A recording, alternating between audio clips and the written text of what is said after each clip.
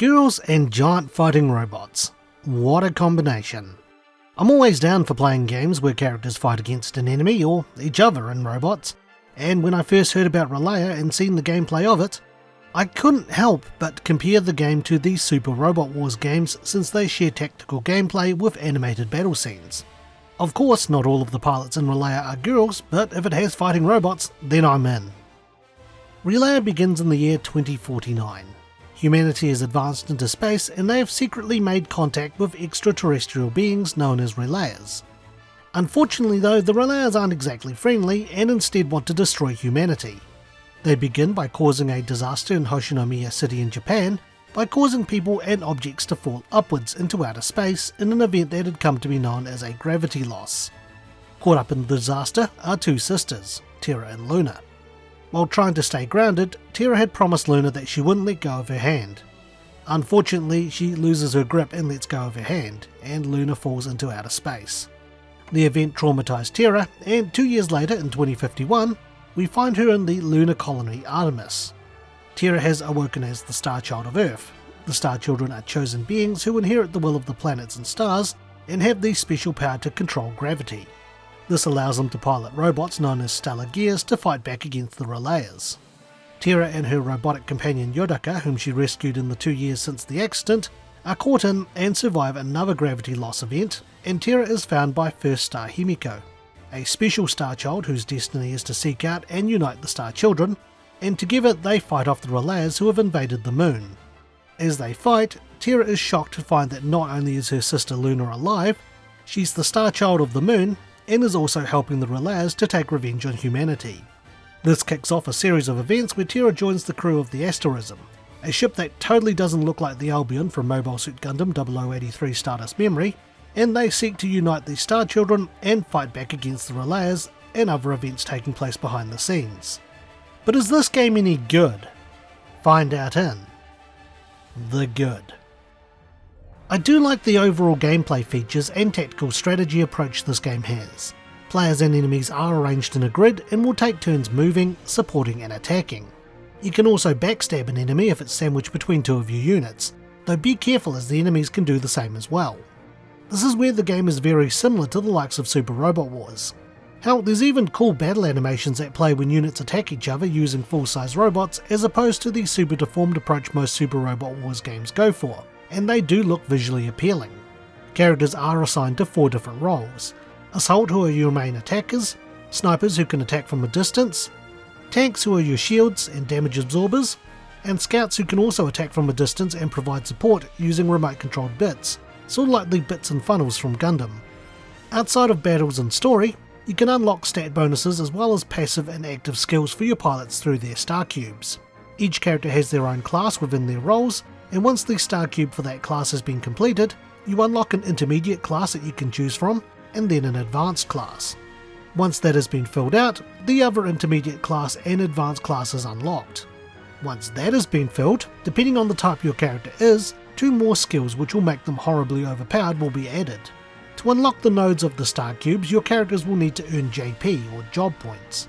This can be done by leveling up and destroying enemies, or, to a lesser extent, by leveling up through using support skills. The final 2 skills require 5,000 job points each. Thankfully, you can also train your pilots in simulations by replaying the story missions. Most replayable story missions have enemies at a slightly higher level than when you encountered them in the story for a little added challenge. Later on in the game, you can also upgrade your mechs so that their base stats can go up. Once fully upgraded, the mech will change into its final form and a passive ability unique to it is unlocked. In order to upgrade the mech, you'll need a lot of money, and that can be done through training as well as selling your spoils of war in the shop. On that topic, you can also upgrade your weapons in the shop as well to deal extra damage. If you're really lucky, you can unlock powerful flare weapons which can deal extra damage, but at the cost of damaging your unit each turn, though some skills will be able to negate that so you can make the most of it. Regarding passive skills, you can only equip a certain amount to each character, so make sure the skills that you put on will benefit the situation. You can change them between or before the battle starts. For active skills, you can only use the skills of the class that you have selected for the character, so an advanced class can't use the active skills of the intermediate or beginner, but can be equipped with their passive skills. Sometimes items you equip to a character will grant a character with certain passive skills, so there is some strategy required. The gameplay is fairly simple, and once you master it and upgrade your units, you'll be a force to be reckoned with. The enemies will also actively buff themselves and their abilities and debuff, as well as inflict status ailments on you too, so don't take them lightly either. I also like the story and characters. While the first hours of the story took a while to digest with all of the information you were being fed, the game does get better as you progress. You'll meet new allies and enemies, and I like how they interact with one another and can justify what they're doing. In between stages, you can also see mini interactions between the characters on the asterism, which gives you a little more insight into them as well as the game's world. There are special stories available as DLC that expands on this as well, and once you complete the game you unlock the asterism expedition logs, which are more of a what-if scenario to explore the game's world even more, while providing a post-game challenge. Story sections are fully voiced, though interactions on the ship between story chapters and the asterism expedition logs are not. The game does feature both Japanese and English voices, so you do have a choice of what language the characters are speaking. The game does also have a glossary and summary of characters and events in the story, so if you get lost or can't remember what's going on, you can get back up to speed with it. I also do like how the Star Child and the name of their stellar gears are relevant to one another as well. For example, Jupiter's stellar gear, Beretrius, is an epithet or title that the Roman god Jupiter was known by, and Uranus's stellar gear Herschel is a reference to William Herschel, the astronomer who had discovered the planet. Starchildren are based off planets and stars, and the game even goes as far as having the asterism uniform numbers reflect the planet's positions too, which was a really nice touch. However, there's more to the game than just its good aspect, so let's talk about what wasn't so good in the bad. Let's start off with the dubbing. While I did say that there are Japanese and English voices available, I found the English voice acting to be pretty subpar. This isn't due to the cast of voice actors and actresses, but more for the script they had to work with, the casting and direction as well. Voices don't match the character and the tone of the situations from the examples here. Maybe save that conversation for when I'm not around next time. Wow. Even the first stars got no tact.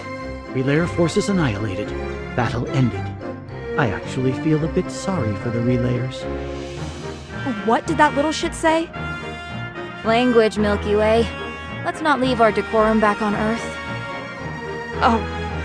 Oh my. Her profanity seems to be catching. A lady must always be ever dignified, after all. Though I will admit there are parts of the game that I did find amusing, such as recruiting the Starchild of Mars, so there is some charm to listening to it. The Japanese voice acting is fine, and the voices I feel match the characters a lot better. If I can recognise certain voices, I know I'm doing well. If I played the same scenes I used as an example, and using the Japanese voices, the difference are as clear as night and day. そういう話は私がいないところでしなさいよ。あんた、ファーストスターのくせにデリカシーもないわけ？敵勢力の全滅を確認。戦闘終了です。いささかリレイヤーがかわいそうではありましたが。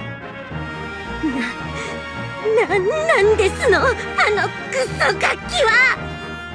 天の川言葉。エレガントを地球に置き忘れてるわよ。おっと、いけませんわ。私としたことがつい。淑女たるもの、いかなる時もエレガントにですわよね。While I do appreciate the game offering the choice, the English dub of the game is definitely something that could use some improvement. While I do like the game's battle animations, they are very limited in variety. I sort of wish there were more animations and that the animations wouldn't be recycled for character types.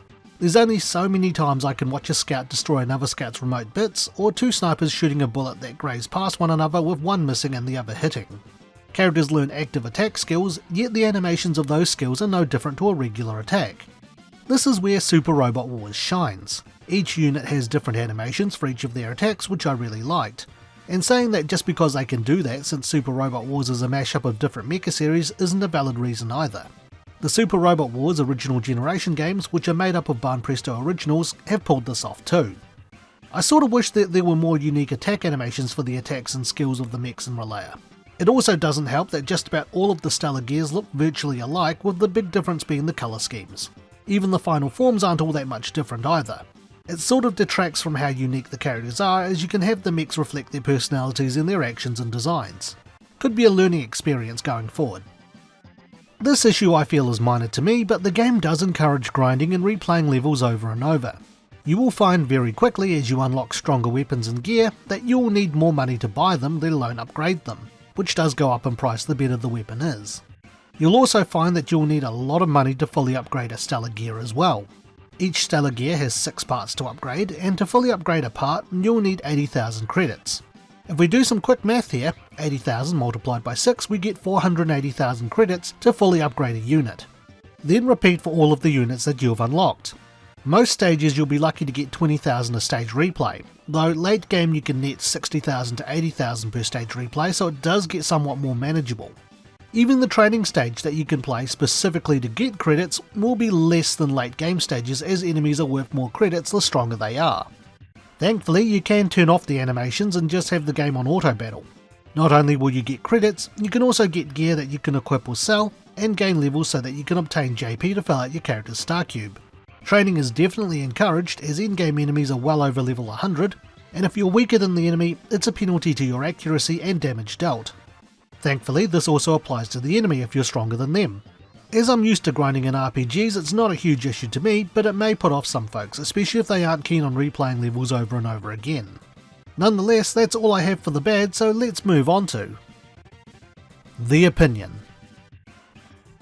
I enjoy the time I spent playing Relaya, and if you're into giant mechs or enjoy the Super Robot Wars or SD Gundam G Generation games, I think you'll also enjoy this game as well. The story makes for a pretty good space opera with interesting plots and characters, and the gameplay and animations are quite solid. However, the English dub definitely could use some work, and while the animations are cool, they lack variety. If you're not a fan of grinding to keep up, you may struggle as well, but the game does have different levels of difficulty to help with that. While Super Robot Wars and the SD Gundam G Generation series is still the go-to for me for mechs doing cool things, Relaya does make for a good alternative, and I really do hope that we see more games like it going forward. If they refine the issues, then I think I can really see it shining in the future. Definitely a game worth picking up. So with that, it's time for my rating. I would give Relaya Yodaka out of 10. Thanks for watching, and stay tuned for the next Infinite Backlog review. If you enjoyed today's review, feel free to check out some of our other videos and subscribe for more. You can also follow us on Twitter, Instagram and our Facebook page. Once again, thank you for watching.